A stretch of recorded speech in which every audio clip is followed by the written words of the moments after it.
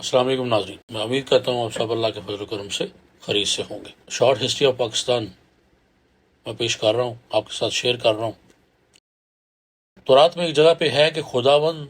تیرا خدا تیرے لیے تیرے ہی درمیان سے تیرے ہی بھائیوں سے میری مانند ایک نبی پیدا کرے گا، تم اس کی طرف کان دھرو۔ یہ نبی صلی اللہ علیہ وسلم کے آنے کی پیشن گوئی ہے۔ اور ایک اور جگہ پہ ہے، اور خداوند نے مجھ سے کہا، میں ان کے لیے ان کے بھائیوں میں سے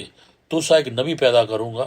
اور اپنا کلام اس کے منہ میں ڈالوں گا، اور جو کچھ میں اسے فرماؤں گا وہ سب ان سے کہے گا، اور مجھ سے وہ مجھ سے ہوگا۔ جو کوئی میری باتیں جنہیں وہ میرے نام لے کر کہے گا نہ سنے گا تو میں اس سے حساب لوں گا۔ انجیل میں ایک جگہ پہ ہے، میں تم سے سچ کہتا ہوں میرا جانا تمہارے لیے فائدہ مند ہے،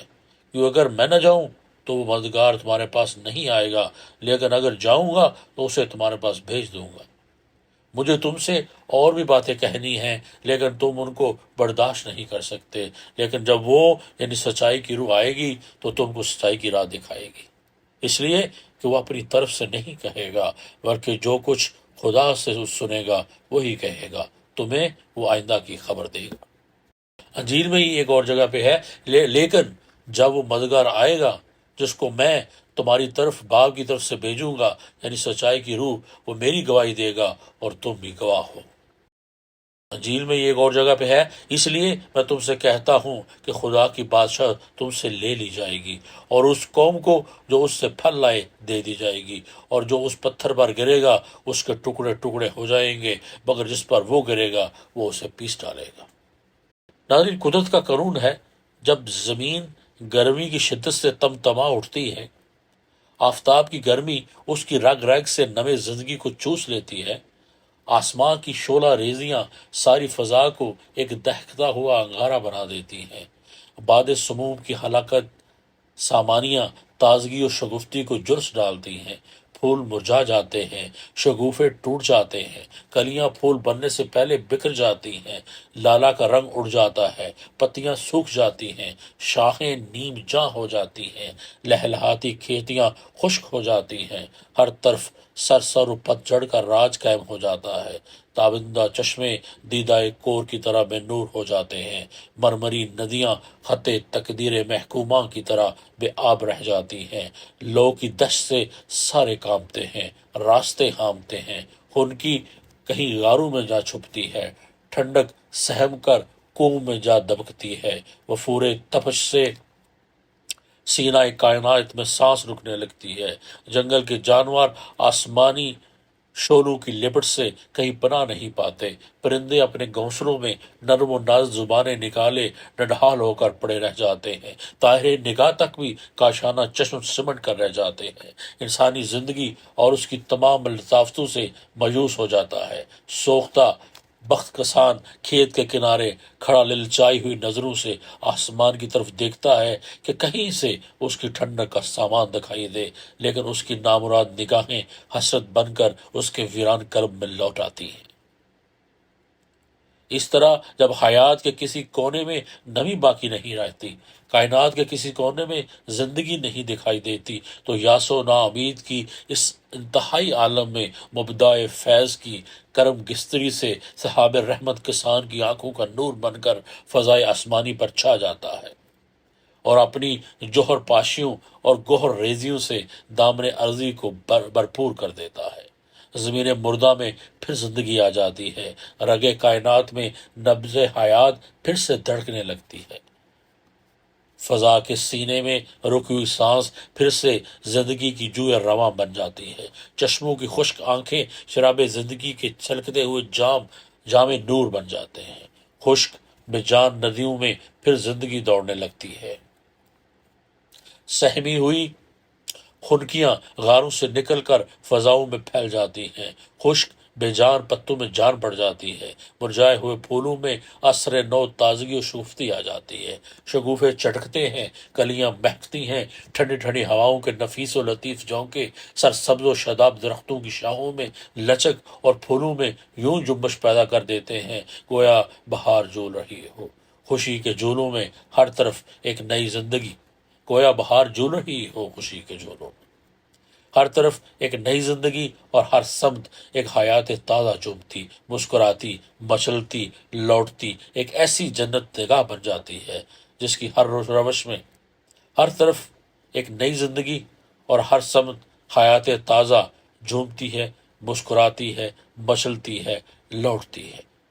گویا کہ ایک ایسی جنت نگاہ بن جاتی ہے جس کی ہر روش میں بصرتوں کے چشمے ابلتے اور کہکہوں کے پھول کھلتے دکھائی دیتے ہیں۔ اور یہ اللہ کی ذات ہے، اور یہ اللہ کی ذات ہے جو ایسی ناامیدوں کے بعد اپنے صحابہ کرم کو بھیجتی ہے اور اس طرح اپنی بساط رحمت کو صفحہ ہستی پر بچھا دیتی ہے۔ سورۃ شعراء، سورۃ اعراف میں ہے، اس کی ذات ہے جو ان ٹھنڈی ٹھنڈی ہواؤں کو بیچتی ہے، جو اس کے ابر کرم کی پیشوائیوں میں ایک حیات نو کی بشارت دیتی ہیں۔ پھر جب ہوائیں پانی سے بھری ہوئی بادلوں کو لے کر اڑتی ہیں تو خدا کا قانون انہیں زمین مردہ کی طرف کھینچ لے جاتا ہے۔ وہاں ان بادلوں سے پانی برستا ہے جس سے اسی زمین مردہ سے ہر قسم کے پھول اور پھل پیدا ہو جاتے ہیں، پھول اور پھل پیدا ہو جاتے ہیں اور ہر طرف زندگی کی نمو ہو جاتی ہے۔ سورۃ الروم میں ہے کہ پس اگر تم آنکھوں میں بصارت کے ساتھ ساتھ بصیرت بھی رکھتے ہو تو اللہ کے ان آثار رحمت کو دیکھو اور غور کرو کہ زمین کی اس مدت کے بعد اس کی موت کے بعد ہم کس طرح حیات تازہ عطا کرتے ہیں۔ عزیزان من، یہ فطرت کا نظام ہے، یہ اس کا قانون ہے جس کے قوانین اٹل ہوتے ہیں اور جس کے آئین غیر متبدل، یہ اس کا قاعدہ ہے جس کے قواعد و ضوابط میں تبدیلی نہیں ہوا کرتی، کہ تبدیلیاں زمان و مکان کے تغیرات کا نتیجہ ہوتی ہیں اور اس کی ذات زمان و مکان کی قیود سے ماورا اور ان کے اثرات سے بے نیاز ہے۔ اور جب ہم مادی دنیا سے ہٹ کر دنیا انسانی کی طرف آتے ہیں تو ہمیں یہاں بھی وہی قانون فطرت عمل پیرا نظر آتا ہے۔ میں پہلے بیان کر چکا ہوں کہ دنیا انسانیت کس کیفیت سے دوچار ہو چکی تھی۔ تاریخ شاہد ہے کہ اس وقت عالم انسانیت کی خشک سالی مادی دنیا کی خشک سالی سے کہیں زیادہ شدید اور سخت تر تھی۔ اس وقت شجر زندگی کی ہر شاخ سے زندگی کی نمو خشک ہو چکی تھی۔ تہذیب و تمدن کے پھول وحشت و بربریت کی باد سموم سے مرجھا چکے تھے۔ حسن عمل کے زندگی بخش چشمے یکسر خشک ہو چکے تھے۔ زمین پر جوہر انسانیت کی سرسبد و شادابی کا کہیں نشہ تک موجود نہیں تھا۔ کشت مذاہب و اخلاق کی حدود تو باقی تھیں لیکن فصلیں بالکل اجڑ چکی تھیں۔ اس وحشت و سراسیمی کے عالم میں حضرت انسان ادھر ادھر مارا پھر رہا تھا، لیکن خدا کی اس زمین پر اسے سوائے ویرانیوں کے، غزاؤں کے، مایوسی اور نا امیدی کے کچھ نہیں ملتا تھا، اور وہ بلک کر فریاد کر رہا تھا۔ پوری انسانیت جبر و استبداد کے پنجوں میں جکڑی محو گریہ و فریاد تھی، اور یہی وہ وقت تھا جب خدا کے اٹل قانون کے مطابق مایوسیوں اور نا امیدیوں کو امیدوں میں، خزاؤں کو بہاروں میں،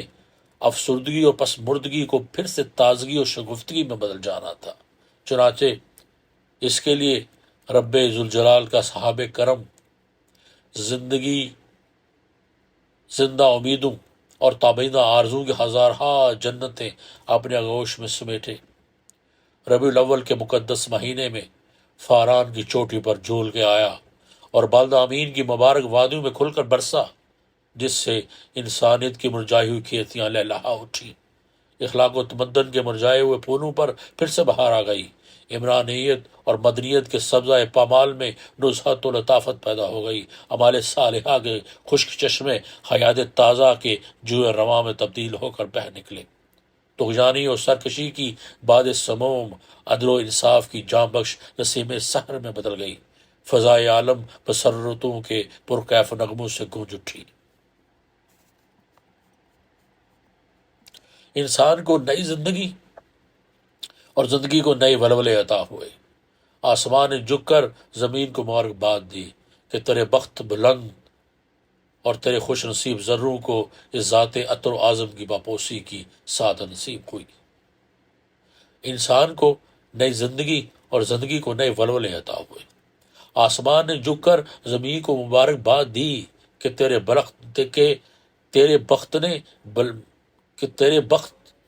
بلند نے یاوری کی، اور تیرے خوش نصیب زروں کو اس ذات عطر و اعظم کی پابوسی کی سعادت نصیب ہوئی جو عالم موجودات کے سلسلہ ارتقاء کی آخری کڑی ہے، جس سے شرف و مجد انسانیت کی تکمیل ہو گئی،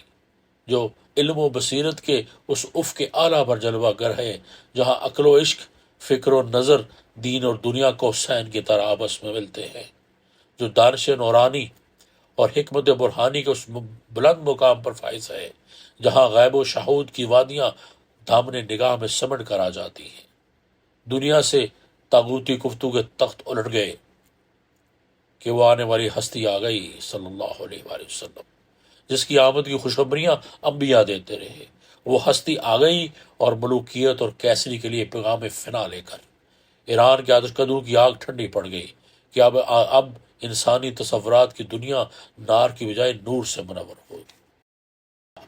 دنیا کے سرم کدو کے بت پاش پاش ہو گئے کہ آج مسلک ابراہیمی کی تکمیل کا دن آ گیا۔ شیاطین نے پہاڑوں میں جا کر منہ چھپا لیا کہ اب جور و استبداد کی ہر طاغوتی قوت کے رپوش ہونے کا وقت آ گیا۔ دنیا سے باطل کی تاریکیاں دور ہو گئیں کہ آج وہ آفتاب عالم طلوع ہو گیا جس کے بھیجنے والے نے اسے جگمگاتا ہوا چراغ کہہ کر پکارا۔ سورۃ احزاب میں ہے، اور فرمایا اے نبی ہم نے تمہیں بھیجا ہے گواہ بنا کر، بشارت دینے والا اور ڈرانے والا بنا کر، اللہ کی اجازت سے اس کی طرف دعوت دینے والا بنا کر، اور روشن چراغ بنا کر۔ عزیزاً من جب وہ ہستی آ گئی تو اس نے تمام اغلال و سلاسل کو ایک ایک کاٹ کے توڑ دیا جس میں انسانیت جکڑی چلی آ رہی تھی۔ احبار و رہبان کی تقلید کے اطواق و سلاسل، کیسر و کسرہ کی استبداد کی زنجیریں، توہم پرستی کی بصیرت سوز بندشیں، تقسیم انسانیت کی انسانیت کش، نسلی، جغرافیائی، وطنی، غیر فطری معیار، سب ایک ایک کر کے ٹوٹتے چلے گئے، اور پابند کفس طاہر لاہوتی کو پھر سے آزادی کی فضائے بسیط میں اذن بال کشائی عطا ہوا، اور انسان ایک مرتبہ پھر سر اونچا کر کے چلنے کے قابل ہو گیا۔ انسانیت کو اپنی منزل مقصود تک پہنچنے کی سیدھی راہ معلوم ہو گئی۔ عقل کو عشق کا جنون اور عشق کو عقل کی فرزانگی عطا ہوئی۔ فقر کو شکوہ خسروی اور بادشاہی کو استغنائے فاروقی عنایت ہوا۔ یہ تھی وہ ذات گرامی صلی اللہ علیہ وسلم، یہ تھا وہ نایاب گوہر صلی اللہ علیہ وسلم، یہ تھا وہ باغ نبوت کا وہ خاص پھول صلی اللہ علیہ وآلہ وسلم، یہ تھی وہ شمع الہی صلی اللہ علیہ وآلہ وسلم، یہ تھی وہ خدا کی رحمتوں میں سے سب سے بڑی رحمت، یہ تھا وہ خدا کے احسانوں میں سے سب سے بڑا احسان صلی اللہ علیہ وسلم، یہ تھی وہ ذات بابرکت صلی اللہ علیہ وآلہ وسلم جن کے بارے میں بیان کسی انسان کے بس کی بات نہیں، اور مجھ جیسا گنہگار عالم علم انسان تو سوچ بھی نہیں سکتا۔ یہ جو کچھ لکھ رہا ہوں ان کی کرم و نظر کا فیض ہے، ورنہ کہاں میں اور کہاں میری بسات۔ باخدا اس مقام تک چلا آیا ہوں جہاں دماغ ساتھ دینے سے معذور ہو چکا، آنکھیں اب برسنے لگی ہیں، دل و دماغ اپنی بے بسی اور بے باکی کے احترام میں سرنگو و شرمسار ہے، اور اندر کا انسان کسی بسمل کی طرح تڑپ رہا ہے کہ الفاظ کہاں سے لائے جو اس بابرکت ذات کا شایان شان ہو۔ اپنی اس بات کو میں یہیں پہ ختم کروں گا۔ صلی اللہ علیہ وسلم۔ اللہم صلی علی سیدنا محمد وعلی آل سیدنا محمد وبارک وسلم۔ اللہ تعالیٰ مجھے ہمیشہ سچ بولنے کی